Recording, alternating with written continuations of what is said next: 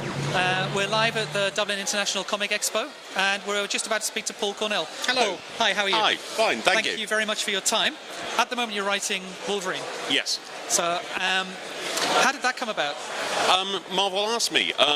When my exclusive with DC ended, they approached me at San Diego Comic-Con. Yeah. And,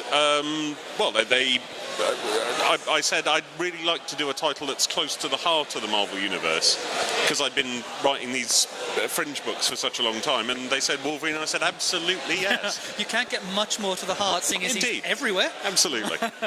Actually, that was meant to be a joke, but when you're writing him, do you try to curtail him down that he is, one person who really should be in one place at one time, or do you like that bit where he is? Well, as I say in the comic, he's everywhere because he's an amazingly social person. People, the line I put into his mouth was, people say I'm a loner. I never said that. I like people. Yeah.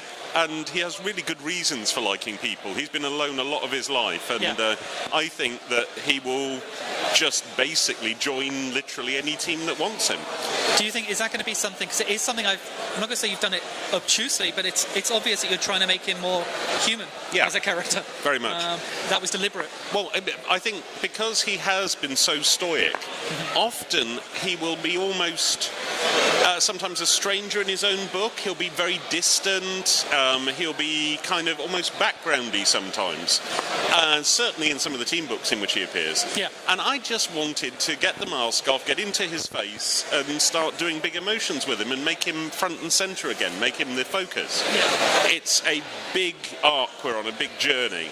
And at the end of 12, I think people will be surprised at where we go. See, I really thought you were going to slip up there and say something more, because you've been implying or inferring quite a lot about what's coming up, but you haven't really said too much. Well, no, I haven't. You're good at that. It's one thing I do think, nobody believes me. I came up with the idea of getting rid of the healing factor. Yeah. And Marvel, the ex-office editorial went, oh yeah, that's great. And then we were all surprised to see the first Wolverine trailers in which they got rid of the healing factor. Yeah. It genuinely came as a shock to us. Everybody thinks we did it in reaction to the movie, but honestly not. We would have done it anyway. And also, with the way the arcs run, it's going to run for a lot longer than the an hour and 45 minutes of the movie. Well, sorry, for 20 minutes of the movie where he was depowered. Right, and it's, it's our status quo, and, it's also done for different reasons, but, it's been it's given us so much fuel. Yeah, and I think, as you said at the start, it's another way to humanise him. Yeah. He's not the unkillable machine. And it means he has to start thinking about all sorts of things he hasn't thought about for a long time, like getting older.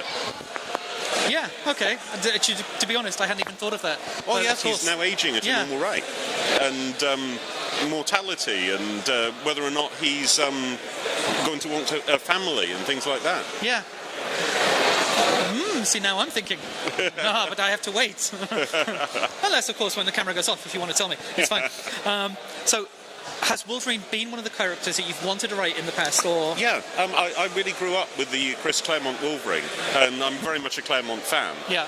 And I remember going into my newsagents and opening up an issue of the X-Men without knowing anything about it, and seeing this superhero with claws leaping at a dinosaur man, and Sauron. Yeah. And I just had to buy that book. I'd never seen anything like it. Any ideas of what you'll... obviously, you're on a longer-term contract with Marvel. If you could have anything after Wolverine, not that I'm hoping you stop soon. I like team books. I would like to continue to work with my current editor, Janine Schaefer, who's wonderful. I can only speculate that I have no knowledge of anything, but I'd like a team book. You've made a very firm stand at cons and everywhere you go to really only take part in panels where women are equally or represented. Well, actually, these days, just one. I don't do all male panels as my current role. But I did the 50-50 for a year, and then decided to make it a bit easier. I just haven't appeared on a panel here because we thought a woman was going to show up, but by the start of the panel she hadn't, so I hopped off. Okay. And that was done in a very a pleasingly easy way. Yeah, well, it's not as if you're doing it behind anyone's back. You've made a stand, you've told people. Do you think, is it helping to make a change? I think so. I have seen some wonderful results of this. Putting a vacuum on the panel and thus sucking people up out of the audience means that untapped resource is starting to be tapped. Yeah. And I see all sorts of good results. That's good. Yes, obviously, comics, TV, books, impressive. But I do like that stand. It might only be a little change, but it's a tiny change. But it's moving, and people are noticing it. So it's. And I picked this tiny thing to bash at. and keep bashing. Yes. So, obviously, we know you've done TV as well. We're not going to. You're here for books and comics. Your novel writing, is that something that you enjoy equally? It's my favourite thing. It's I hope to end my career as a novelist, and the second book in the Shadow Police series, The Severed Streets, is out early next year.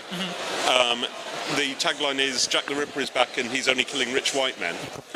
And I'm so enjoying those books. Yeah. I'm just coming to the end of the second draft now, and it's a very satisfying experience to be a novelist. And again, we're not going to talk about it too much, but you've done it in the past, and I'm not allowed to keep moving the mic. I'm a professional. I should know what I'm doing. You've done it in the past, but do you think this time is your focus? Is this going to be your focus on novel writing? Yeah, it has been for a while now. I sort of do comics and television now, not in the gaps, because they do, they are themselves deserving of one's time. Yeah. But, the novel is the last thing I would give up. You've already got the second one drafted. Do you think it's going to be a long-term series? Yes, I'm planning on 5 books. Okay. Because the number 5 crops up in the books a lot, and I was thinking of just making it a continuing series without an end in sight, but then I thought of an ending, and then I thought an actual limited series might actually be more satisfying. You're a new father. Oh yes, absolutely. Yes. See, I've seen interviews with you and Skype, YouTube things, and you seem happy in general, but as soon as you mention the baby, the smile. Now I've got 2 little children, so I can empathise. He is wonderful. He likes his books. Linking into that, because of the fact I saw you with Tom, I think it was the Neil Gaiman promo. Yeah. You've got a burgeoning singing career. Yeah, burgeoning is perhaps not the word. You've got a singing career. You sing occasionally. I sing horribly. It was for Jay Lake to raise money for his cancer, his genetic sequencing. Yes.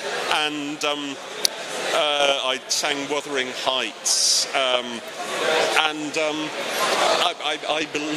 I believe I caused people's eardrums to explode. And this is with Tom sitting there, so in the future he will have to see this as he grows up. Because it's the internet; it will never go. Absolutely. I think I don't mean Kurt in the nasty way. I got the curtest reply from you on Twitter ever, because normally you're quite nice. When I suggested that you release it as a single on iTunes, and it was just no.